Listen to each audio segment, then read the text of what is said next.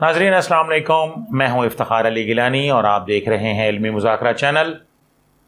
آپ کی طرف سے سوال آیا ہے اور اس کے جواب کے لیے میرے ساتھ موجود ہیں چیئرمین شعبہ علوم اسلامیہ محترم جناب پروفیسر ڈاکٹر عبدالقدوس صہیب صاحب۔ السلام علیکم ڈاکٹر صاحب۔ وعلیکم السلام ورحمۃ اللہ وبرکاتہ۔ کیا حال ہے گیلانی صاحب؟ الحمد للہ ڈاکٹر صاحب، الحمد للہ، اللہ کی مہربانی۔ ڈاکٹر صاحب کچھ سوال آئے ہیں۔ جی تو اگر پانی لگنے سے بیماری کا خدشہ ہو تو وضو اور غسل کا کیا حکم ہے؟ جی بالکل، دیکھیے اللہ تعالیٰ نے اپنے دین فطرت کے اندر اس بات کو واضح کر دیا کہ اگر انسان بیماری کی حالت میں ہو، بیمار ہو، بخار ہو یا کوئی بھی بیماری ہے، اور اس میں پانی سے وضو کرنے سے، غسل کرنے سے بیماری میں اضافہ ہو سکتا ہے، اس بات کا خدشہ ہے، اندیشہ ہے، تو وضو نہ کرے۔ اس کی جگہ اللہ نے فرمایا کہ پاک مٹی سے تیمم کر لے۔ تو پاک مٹی سے تیمم کرے، وہ اس کے وضو بھی ہو جائے گا۔ اگر غسل کی حاجت ہے، اس پہ غسل واجب ہے اور اس نے غسل کرنا ہے، تب بھی یہ حکم ہے کہ پاک مٹی سے تیمم کر لے اور اس کے بعد وہ نماز پڑھ لے، تو وضو اور غسل کا وہ قائم مقام ہے۔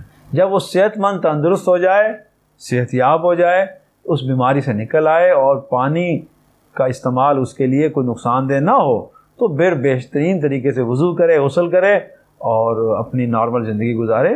دیکھیے اسلام دین فطرت ہے۔ اسلام نے جو چیز مشکل تھی نا انسان کے لیے، اس کو آسان بنا دیا، اس مشکل کو دور کر دیا۔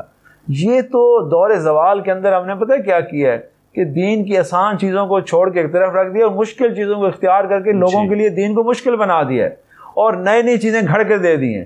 یہ جو گھڑی ہوئی چیزیں ہیں نا، یہ ساری made in Pakistan, made in India ہیں، ان کا اسلام سے کوئی تعلق نہیں ہے۔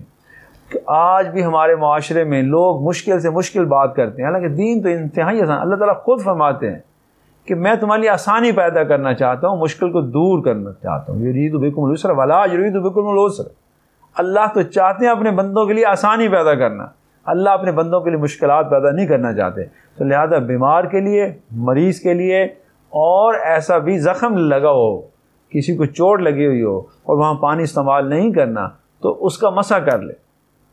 اور اگر پورا جسم کا وضو نہیں ہو سکتا، غسل نہیں ہو سکتا، تو اس پہ اس کے لیے یہ ضروری ہے کہ وہ تیمم کر لے۔